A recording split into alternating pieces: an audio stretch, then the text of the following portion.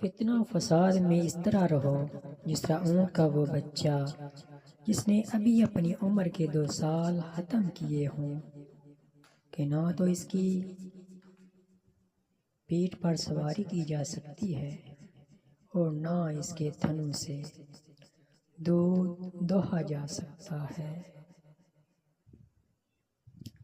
جس نے طمع کو اپنا شعار بنایا اس نے اپنے کو سبق کیا، اور جس نے اپنی پریشان حالی کا اظہار کیا وہ ذلت پر آمادہ ہو گیا، اور جس نے اپنی زبان کو قابو میں نہ رکھا اس نے خود اپنے بے وقتی کا سامان کر لیا۔ جو شخص اپنے کو بہت پسند کرتا ہے وہ دوسروں کو ناپسند ہو جاتا ہے، اور صدقہ کامیاب دعا ہے، اور دنیا میں بندوں کے جو اعمال ہیں وہ آخرت میں ان کی آنکھوں کے سامنے ہوں گے۔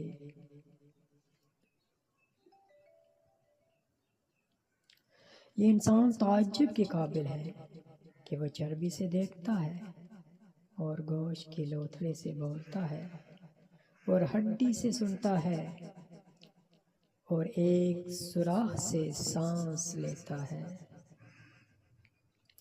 لوگوں سے اس طریقہ سے ملو کہ اگر مر جاؤ تو تم پر روئیں اور زندہ رہو تو تمہارے مشتاق ہوں۔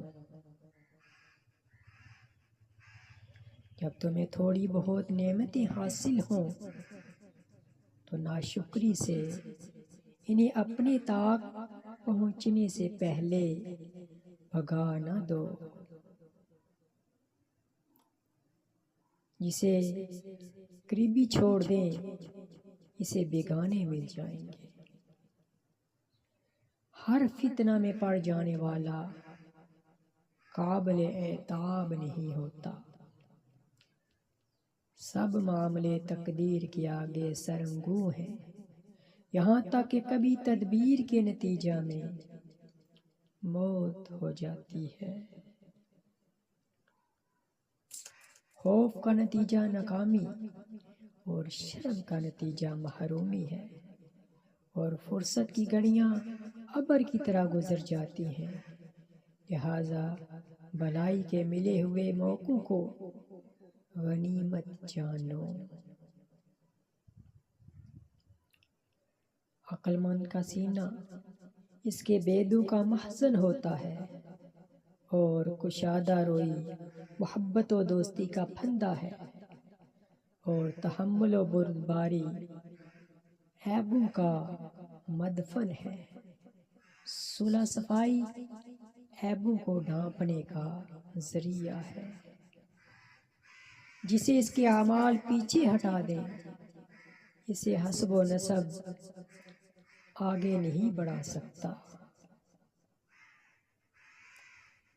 کسی مضطرب کی داد فریاد سننا اور مصیبت زدہ کو مصیبت سے چھٹکارا دلانا بڑے بڑے گناہوں کا کفارہ ہے۔ اے آدم علیہ السلام کے بیٹے، جب تو دیکھے کہ اللہ تجھے پے در پے نعمتیں دے رہا ہے اور تو اس کی نافرمانی کر رہا ہے تو اس سے ڈرتے رہنا۔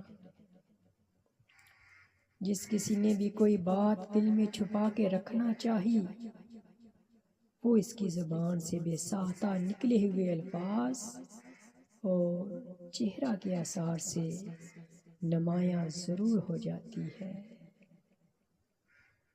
بامربت لوگوں کی لغزوں سے درگزر کرو، کیونکہ ان میں سے جو بھی لغزش کھا کر گرتا ہے تو اللہ اس کے ہاتھ میں ہاتھ دے کر اسے اوپر اٹھا لیتا ہے۔ اسی طرح کی زندگی بدل دینے والے اقوال سننے کے لیے ہمارا چینل سبسکرائب کریں اور گھنٹی کے بٹن کو ضرور دبائیں تاکہ ہماری ہر آنے والی ویڈیو بر وقت آپ تک پہنچ سکے۔